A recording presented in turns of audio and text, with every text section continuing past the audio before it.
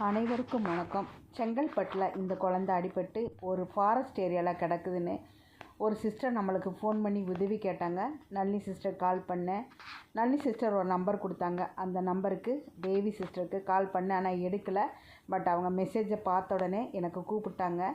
செங்கல்பட்டில் தொடர்ந்து விடாது மழை காற்றடிக்கிறனால போக முடியாத சூழ்நிலையிலையும் அந்த சிஸ்டரை எதையுமே பொருள்படுத்தாமல் 40 கிலோமீட்டர் போய் அந்த ஃபாரஸ்ட் ஏரியாவில் இந்த குழந்தைய காப்பாற்றி முதலுதவி சிகிச்சை அளித்து ஒரு ட்ரஸ்ட்டில் இந்த குழந்தைய வச்சுருக்காங்கங்க. தேவி சிஸ்டருக்கு எத்தனை நன்றி சொன்னாலும் பத்தாதுங்க. உண்மையிலே ரொம்ப சந்தோஷமாக இருக்குது. இப்போ தான் மெசேஜ் பண்ணியிருந்தாங்க, பேசினேன். அந்த குழந்தை நல்லா இருக்குன்னு சொன்னாங்க. 2 நாள் கழித்து மறுபடியும் டாக்டர் சொல்கிற மாதிரி மெடிசன் கொடுக்கறதுக்கு போவேன்.